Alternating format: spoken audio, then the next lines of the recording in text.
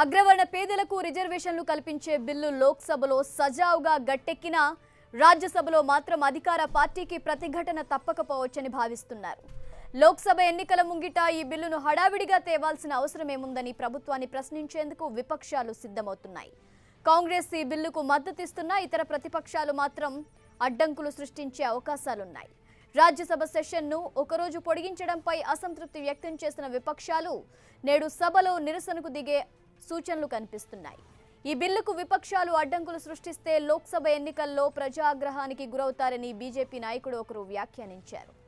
రాజ్యసభలో 73 మంది సభ్యులతో బీజేపీ అతిపెద్ద పార్టీగా ఉన్న సాధారణ మెజారిటీకి చాలా దూరంలో ఉంది.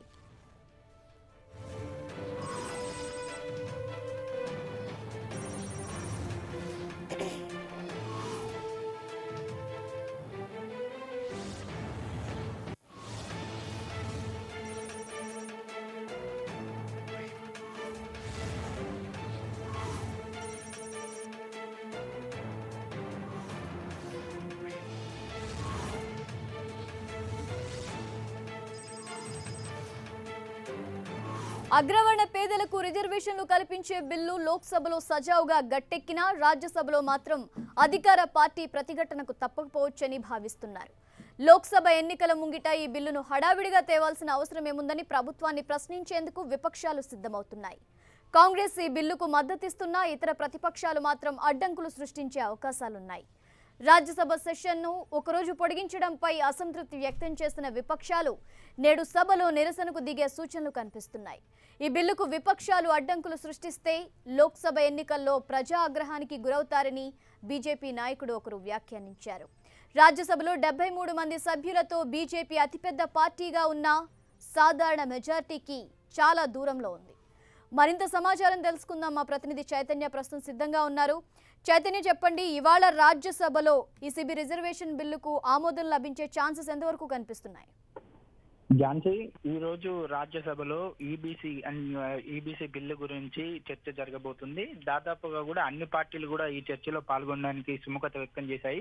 ప్రధానంగా కూడా ఈ ఎన్నికల మూమెంట్ లో ఒక రోజు రాజ్యసభను కూడా పొడిగించుకొని ఈ బిల్లును ఇంత అత్యవసరంగా తేవాల్సిన అవసరం ఏంటి అని చెప్పేసి కూడా విపక్షాలు ఇప్పటికే ఆందోళన చేపట్టాయి. నిన్న లోక్సభలో బిల్లు ప్రవేశపెడుతున్నప్పుడు రాజ్యసభలో కూడా దీనిపై కొద్దిగా ఆందోళన చేసినప్పటికీ కూడా రాజ్యసభను వాయిదా వేస్తున్నట్టు కూడా స్పీకర్ ప్రకటించారు. ఈ నేపథ్యంలో ఈ రోజు పూర్తిగా కూడా బిల్లు ప్రవేశపెట్టగానే దానిపై ఇంత హడావుడిగా ఇప్పుడు చేయాల్సిన అవసరం ఏంటి అని చెప్పేసి కూడా ప్రభుత్వాన్ని నిలదీయడానికి విపక్షాలు అన్ని కూడా సిద్ధమవుతున్నాయి. ప్రధానంగా కూడా ఎన్నికల సమయంలో ఇలాంటి బిల్లులు తెచ్చి ఎలాంటి ప్రలోభాలకు గురి చేస్తారు అని చెప్పేసి కూడా కాంగ్రెస్ అలాగే ప్రధాన ప్రతిపక్షాలన్నీ కూడా ఆరోపిస్తున్నాయి.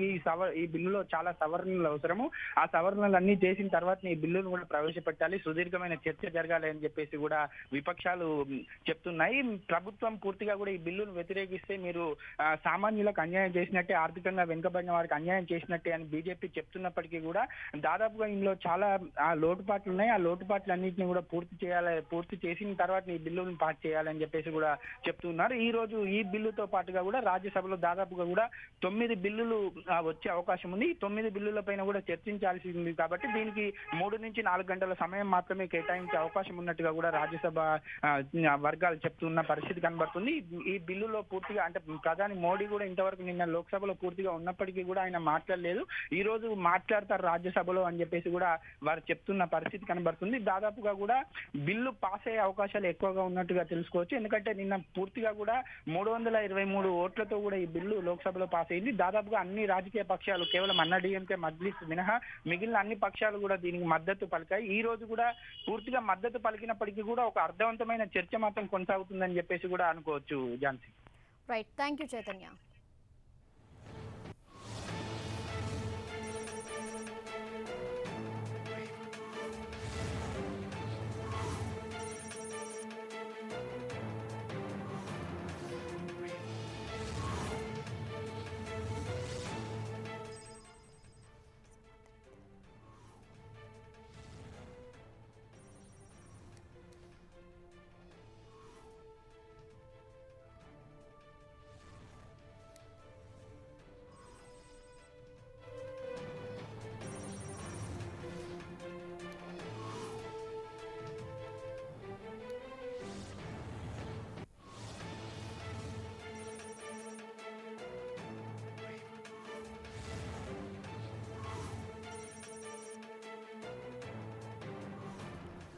అగ్రవర్ణ పేదల బిల్లు లోక్సభలో ఆమోదం పొందటం దేశ చరిత్రలో గొప్ప క్షణమని, సబ్కా సాథ్ సబ్కా వికాస్ అనే తమ నినాదాన్ని అది ప్రతిబింబిస్తోందని ప్రధాని మోదీ అన్నారు. కుల సామాజిక వర్గాలతో సంబంధం లేకుండా ప్రతి పేదవాడు గౌరవప్రదంగా జీవించేలా చూసేందుకు కట్టుబడి ఉన్నామని ఉద్ఘాటించారు. ఈ బిల్లు చారిత్రకమని, సమాజంలో అన్ని వర్గాల అభివృద్ధి దిశగా పడిన గొప్ప ముందడుగు అని బీజేపీ అధ్యక్షుడు అమిత్ షా అభివర్ణిస్తున్నారు. రాజ్యసభలో మొత్తం 245 మంది సభ్యులున్నారు. ప్రస్తుతం బిల్లు ఆమోదం పొందాలంటే 113 మంది సభ్యుల మద్దతు అవసరమవుతుంది. ఇక రాజ్యసభలో ఎన్డీఏ కూటమికి 89 మంది సభ్యుల బలం ఉంది. బీజేపీకి 73 మంది రాజ్యసభ సభ్యులతో అతిపెద్ద పార్టీగా ఉంది. మరోవైపు కాంగ్రెస్కు సభలో 50 మంది సభ్యులున్నారు.